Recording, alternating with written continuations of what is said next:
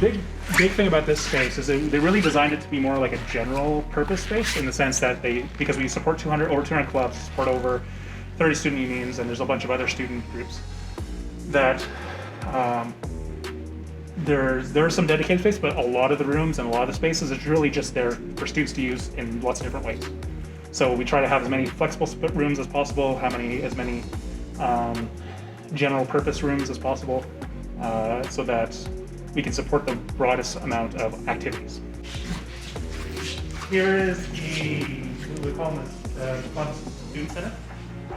So the whole space is generally a place for clubs to come in, sit down, plan events, hold events, or plan events. The two offices in the back have our students, our coordinators for clubs. And they come and meet them and talk about grants, talk about bookings, talk about how to run something, all those kinds of logistics. But also, it's probably most likely going to be used, grab a coffee and come and relax, because it's got some nice comfy couches and chairs and stuff. And on this end is the board offices, or now council office. So we have 6 rooms for the executives. We have 7 now, so we have 2 people sharing. But we also have a common area for council members and students that come in talking about an issue, or they want something to work on, or working on a project on a committee. They can come in here and work and sit down and do work. On the first and second floor, we have a number of these Cloudwalkers that are, we used to have about 10 or 15 of them in the rotunda space, but when we gave up that space, when we got the sub, they designed the building to have 20 plus of these lockers. Some are tall or on a different floor, but they're all fairly deep and fairly large. So clubs can book them out for storage. And all sprinkled all throughout the first and second floor.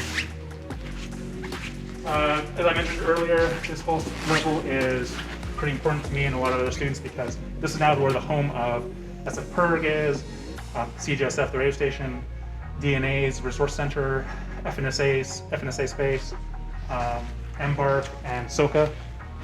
And they took them a couple years of fighting with, I was involved in that process, helping the groups, for them to be able to secure space that they should have had from the start. So this is SFPERG space. SFPERG does a lot of environmental and social justice supporting. They also are great to learn about how to do community organizing, community building. That's where I went to. I was on the SFS board before, and I didn't really learn how to interact with and build up campaigns and stuff. So I went to SFPERG, and they gave me a lot of useful resources on that. So I encourage students to go to them for learning how to do community engagement. The other space on this side is the Disability and Neurodiversity Alliance Resource Center.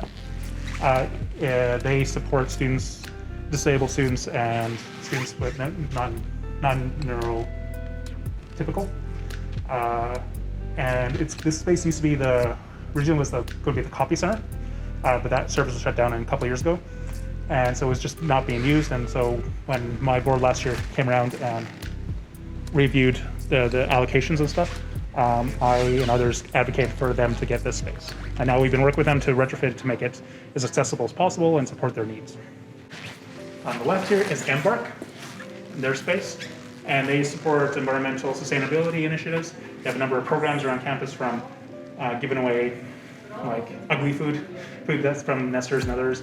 They grow, as I mentioned earlier, in the plots. They also grow additional food for their programming. There's cooking events and stuff. They also work with the Women's Center to do, they have like a cooking class thing that they do. So CJSF, the radio station, is on my right. And they were in the rotunda space for over 20 years. And so they've got a lot of large media library. They have a lot of opportunities for students that want to learn more about radio programming and run your own little shows and stuff. So I encourage students to talk to them about different opportunities they have. This space is for SOCA, students of African and Caribbean, students of Caribbean and African ancestry.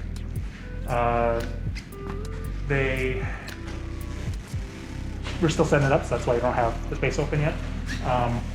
But we got a piano in. They in the past they were out of the rotunda. They had just a small little office, and from there they had built like a small resource library for Black students and for anyone who wanted to learn more about Black causes and initiatives. They have a number of events every year. Joe Bear is a good example. It's kind of like it's a similar kind of thing where you throw color on people and you run around and get wet and stuff. It's quite a bit of fun. And they have a whole bunch of other events all throughout the year.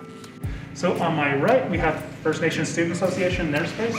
And just like all the others in there, my hope is this whole floor is effectively a student support center for a wide variety of students. If you're Black, Indigenous, neurodiverse, disabled, or if you want to get involved in supporting various causes, supporting marginalized students, this is a place you go.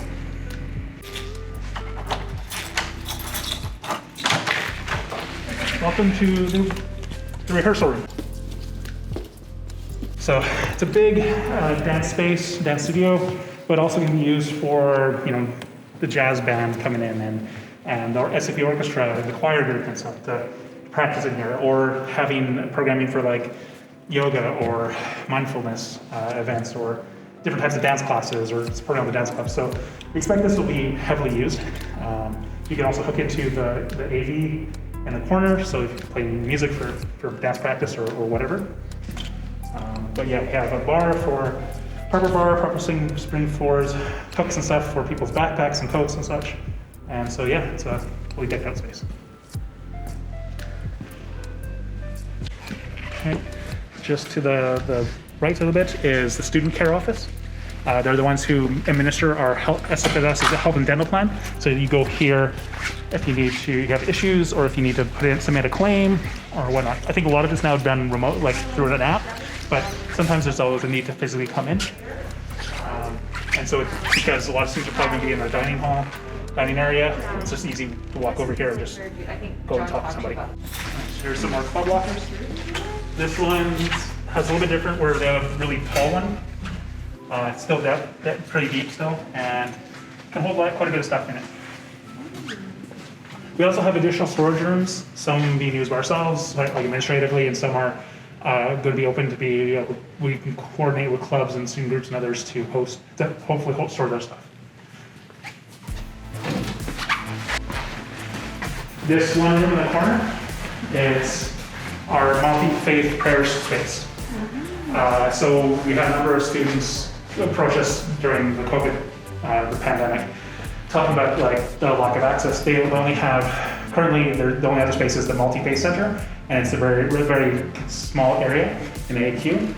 And they also had some like water leaks and stuff. They couldn't use it for quite a while.